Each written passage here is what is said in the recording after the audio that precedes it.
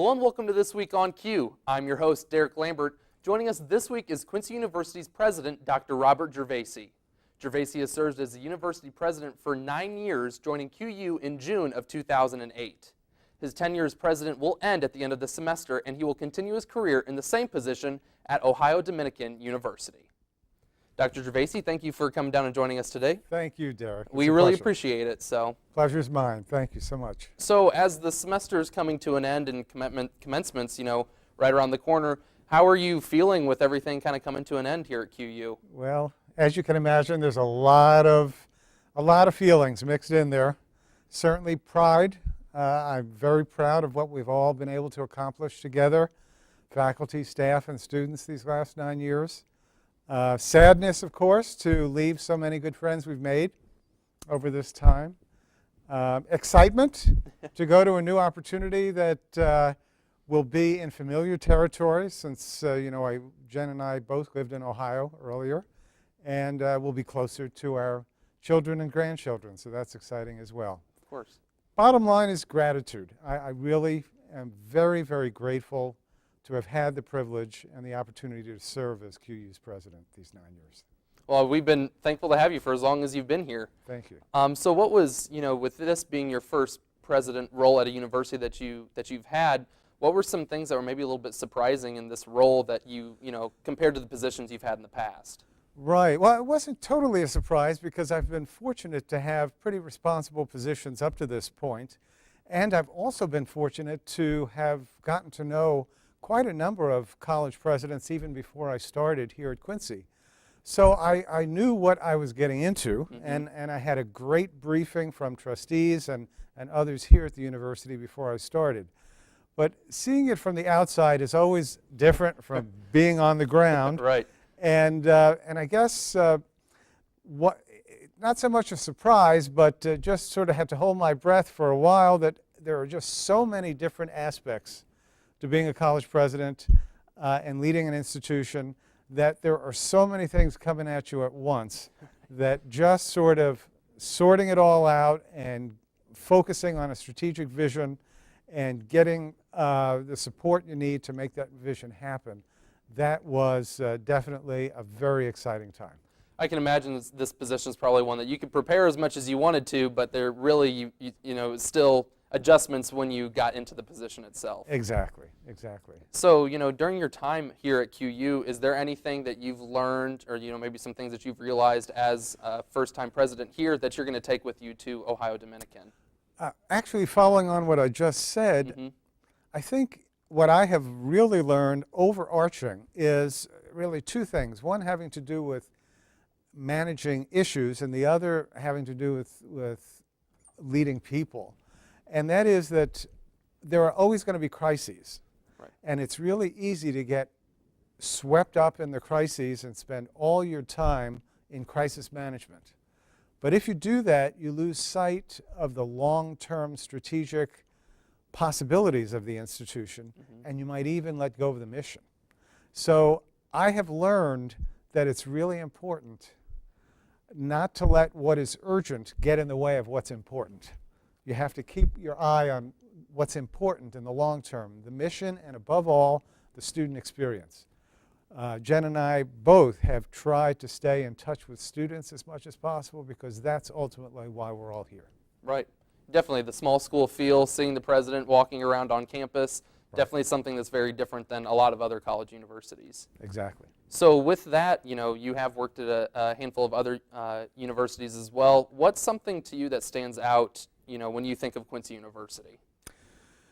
Our identity and history as a Catholic Franciscan liberal arts institution, for me, has been and needs to continue to be the bedrock of who Quincy University is. That is a very distinguishing characteristic.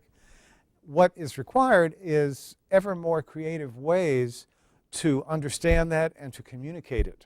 And that's something the university is going to be moving toward in the very near future.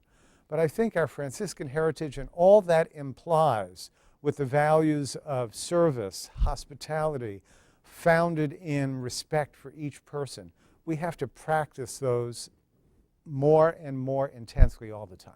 Was that something, while you were looking at the position back in 2008 that kind of drew you to Quincy University? Were some of those points? Absolutely.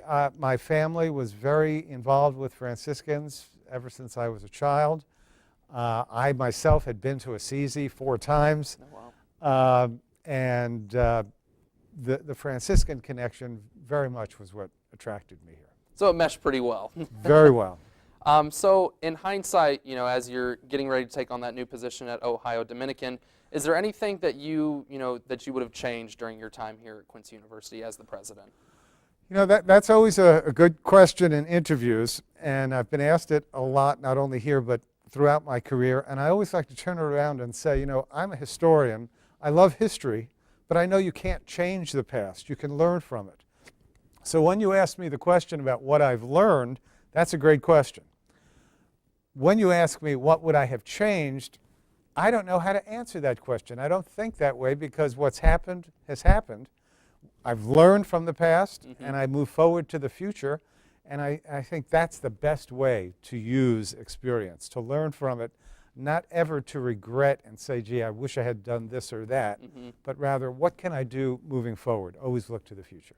I think a lot of people can kind of base that off of what you just said is, always look to the future and learn from what you've done to make it better in the future. Absolutely. So, well, we're going to take a quick break. So, coming up, more with President Dr. Gervasi as he reflects on his career at QU. You're watching This Week on Q. Yes. Growing up, I had one deaf friend, and that was the only deaf person I knew before coming to school here at QU. And now I regularly get to hang out and socialize with the deaf community, which has been awesome. Sign language isn't exactly like learning another spoken language because you use your body, facial expressions, your hands are your instruments. So it is definitely learning a new language. It has its own grammar and syntax and everything. It's not exactly like English like a lot of people think it is.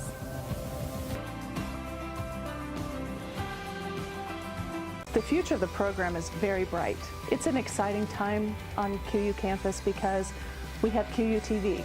We have a television station where students can experience working as a director, an anchor, a reporter, photographer, doing weather, doing sports. We also have a newspaper where students can report, be photo editors, be executive editors. We've got a lot of opportunity there working on the student newspaper.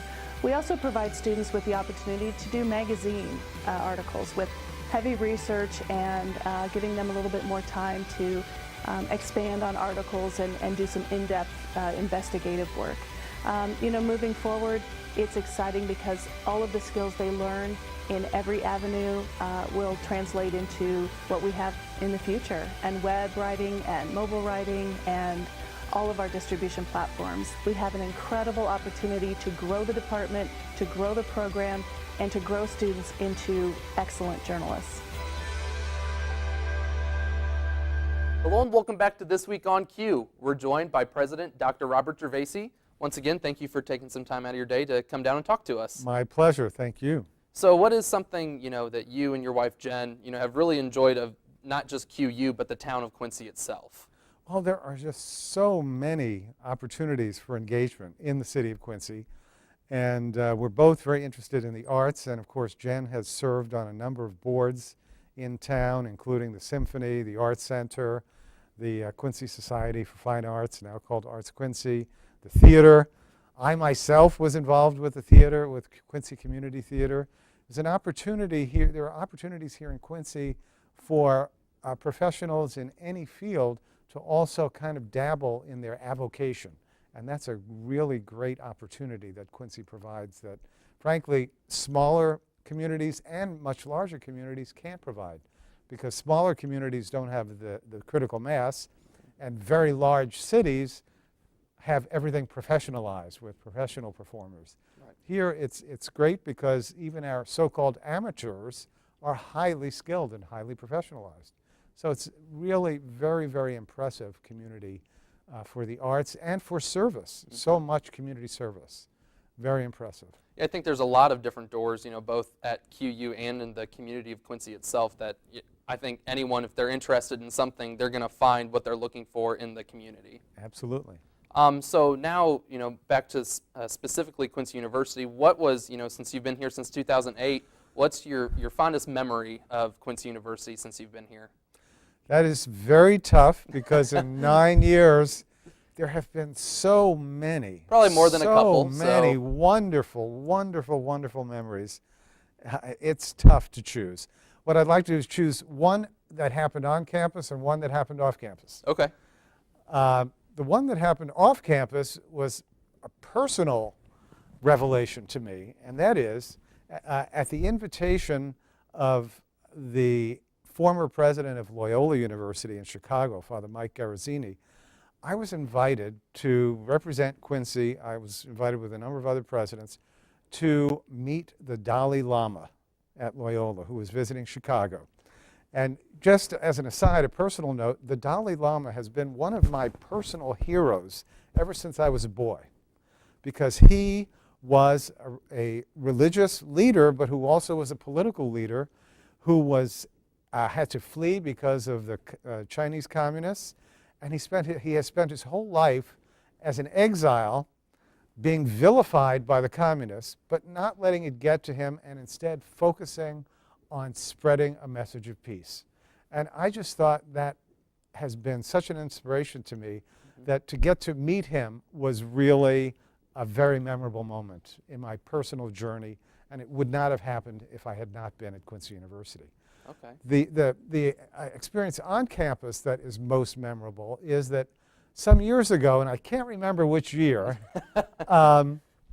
we had a student named Dusty Keevan who was a football student athlete who was injured in a car accident, had to leave school, almost died, was in hospital and rehab for years. Okay. Eventually came back.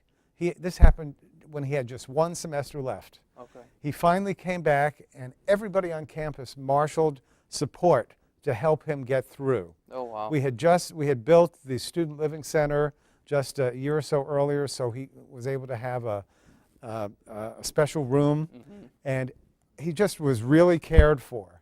And he was confined to a wheelchair ever since his accident. Jen and I got to know him and his family very well through this ordeal. We visited him in the hospital a number of times. And it was always kind of just so bittersweet, because he was a very robust young man on the football team. Right. And here he was in a wheelchair. Well, he graduated, and at commencement, with the help of a faculty member, he got up from his wheelchair and walked across the stage so that he could receive his diploma personally, and I handed it to him. There were tears in everyone's eyes. The entire assembly stopped, stood, and cheered for 5 minutes. Oh, wow. And that was, to me, a quintessential expression of the spirit of Quincy University. Right, that's what I was going to say, is I feel like that right there represents what Quincy University is all about. Absolutely. The small feel and everybody getting behind, everyone to help, move them forward. Exactly. So with the changes that are happening at Quincy University moving forward, what do you think is in store for the institution? Well, I think that the best days of Quincy University are yet to come. Yes, we have serious challenges. We have always had challenges. They're particularly serious now because of the perfect storm of events, both external and internal. But I think we have a plan in place to get beyond that. And we have interim leadership that is proving to be very robust. And we have a very committed board of trustees who I am confident will find a very talented president to succeed me. And I'm only going to be 500 miles away, and my successor is always welcome to pick up the phone, and I'd be more than happy to help, because certainly Quincy University will always have a very fond place in my heart. That was something, we actually had Phil Conover on the show a few weeks ago, and we were talking about how impressive it was that the community was getting behind, Quincy University as strongly as it was, with gifts and certain things like that. So I personally thought that was amazing, how the community is stepping up and helping out and helping the efforts. Yes, I have to confess, I have been thrilled beyond my expectations. We have raised more money for this recovery in the last 6 months than we have in any comparable period in the history of the university. Oh, wow. Over $3.5 million. Now that just didn't happen. That was the Right. consequence of lots of relationship building over many years. But still, for people to make that commitment really signals their support for the university. So I think people should feel very confident that Quincy University will be here for another 157 years. Now, you talked a little bit about, your successor that will be coming in after you. What words of wisdom would you have for that person that will be coming in next to QU? Well, as I said earlier, don't let the urgent distract you from the important, and always keep relationships front and center, especially relationships with students, but also, very importantly, relationships with faculty and staff, and, of course, the external community. It's all about relationships, and it's all about focus and priorities. So, talking about the students there, what would you say your last words of wisdom to the student body would be as you're getting ready to depart from Quincy University? Well, I don't know if I have any words of wisdom, but I will pass on 2 words of wisdom that have been very meaningful for me and for thousands, if not millions, of people throughout history. And those are the words of St. Francis of Assisi, which he used as both greeting and as farewell. Pax et bonum. Pax means peace, bonum means good. And his wish for everyone is that we would live in peace and live always striving for what is good. And that's more than just pie in the sky. It's a real challenge. It's easy not to live in peace. It's easy to have conflict with people you disagree with, or on the other extreme, just write them off and don't talk to them again. Peacemaking takes hard work, and that's what part of the Franciscan ethos is about. And it also is about seeing everything as ultimately good. And that also is a challenge when sometimes people don't behave in ways we'd like them to. Right. But it requires loving confrontation so that the relationship can be healed and we move forward together seeking peace and good. I wish peace and good for all of our students and all the members of the Quincy community.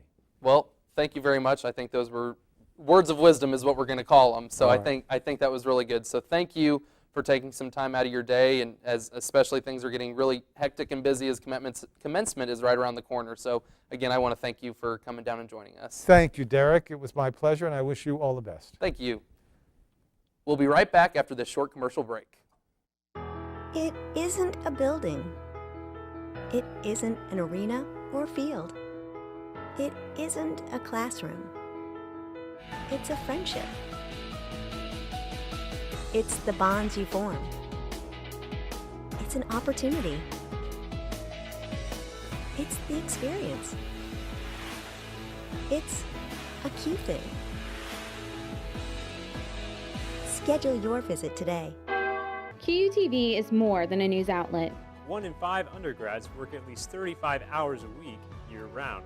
Students involved with QUTV learn life lessons, create lasting memories, and gain the experience needed to succeed in future careers. Students need to be involved with QUTV as a viewer or as a participant because we need to know what's going on around our campus. Knowledge is powerful, and QUTV News serves to inform not only the students, but the Quincy University community as a reliable and powerful news network. Thanks for joining us for this week on Q. Make sure to tune in next week when Q professor Neil Wright joins us to share his thoughts on President Trump's first 100 days in office. If you haven't already, like us on Facebook to see the latest from Q Media and tune into channel 97 on campus for the latest on Q. For this week on Q, I'm Derek Lambert, and we'll see you next week, Hawks.